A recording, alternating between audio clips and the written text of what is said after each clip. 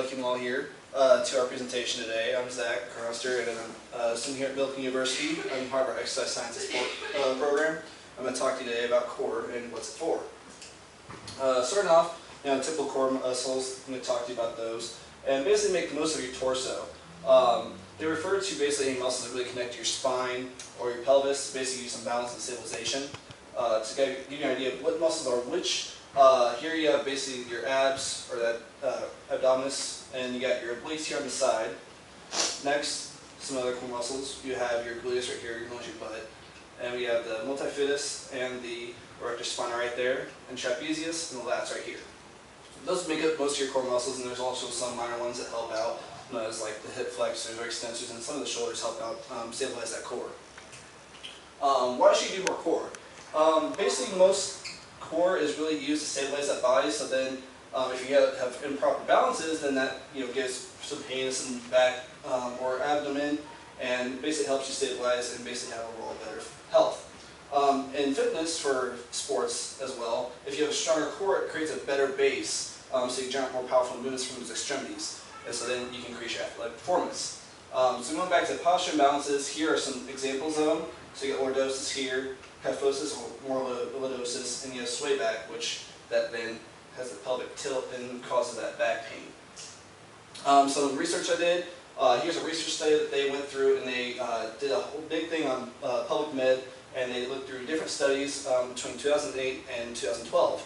And through those 4 different studies, they concluded with the fact that with more core strengthening over 12 weeks, they found out that it reduced chronic low back pain. But they concluded also as well that this only worked if they strengthened the deep core muscles. So those are the more main core muscles that I talked about earlier.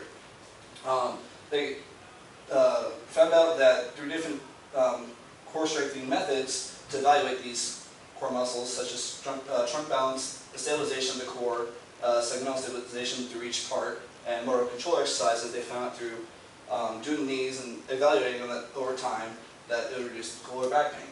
And this is by Chang and the company that did the study. So some of the equipment that you can use to strengthen your core, starting off, could be a stability ball. This can be used different ways. You can use it to sit on it, you can use it to work on your core and do some abdomen workouts, as simple as that. Next up would be a simple wall board that you can stand on as well and use this to work on that core and squats or whatever else.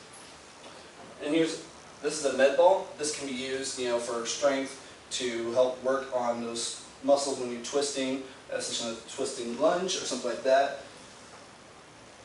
Here we have a kettlebell. This can be used different ways. Notice kettlebell swings, that works on core on full body strength, or as simple as anything else like the med ball, you can use it in different exercises. There's some simple equipment you can use for your core.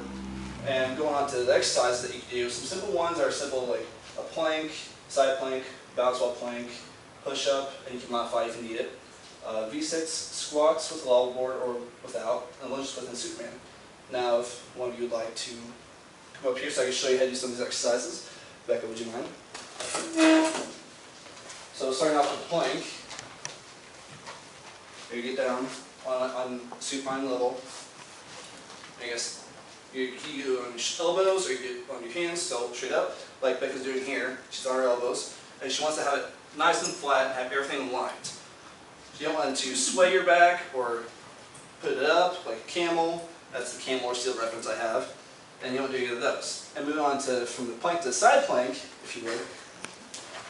You're here on the side, and again, you want to have a level all the way through from the shoulders to the hips to the feet. Thank you, Becca. Shelby, would you like to come up in here, help me out with push-ups?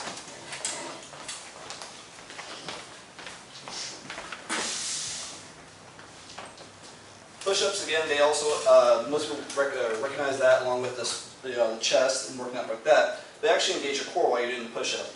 So when you're doing the push-up, go up, you're engaging this core all the way through, and again, just like the plank, you keep everything in line. That's working on that core here, and you don't want to slump or arch too much. Just like that. Thank you. Now going with the V-sits. This is one of the biggest ones that really engage the core the most and get a lot of that rectus abdominis strength in. So you start laying down. Here you go. Which one do you? I have a couple different ones. Well, you This? do it like that, yes. Okay. But this is basically going to engage the core. If you need help more, you can put your hands on the ground to help stabilize that core more. Thank you. And then next is a simple squat. This is simply done, most people know, as just a normal squat. But most people recognize squats along with the butt or the legs. But what people don't know is when you're doing a squat with weight, you're engaging that core all the way down to try to stabilize everything while you're doing that with the weight. Next up would be a lunge with a twist. It's very simple. It's a lunge. And you can also include weight with this as well. So what you're going to do is you're simply going to take a lunge, keep your foot over your knee, and down you can do a twist here. You can do it both each side. As simple as that. And the next one would be a Superman, if one of you would like to help me. This is one people probably don't know usually. It's pretty simple. You lay on your Superman level, you go up, and you're going to lift your legs and your hands up as high as you can, get that back extension right there. And that right there is going to engage that core all around. Thank you. Those are simple exercises you can do. These are the best exercises that are done. And next I'm going to talk about group fitness and core. Group fitness is very well known that everybody can do it. It's simple. There's also an instructor that's very well known and well experienced and can help you with along with anything you do.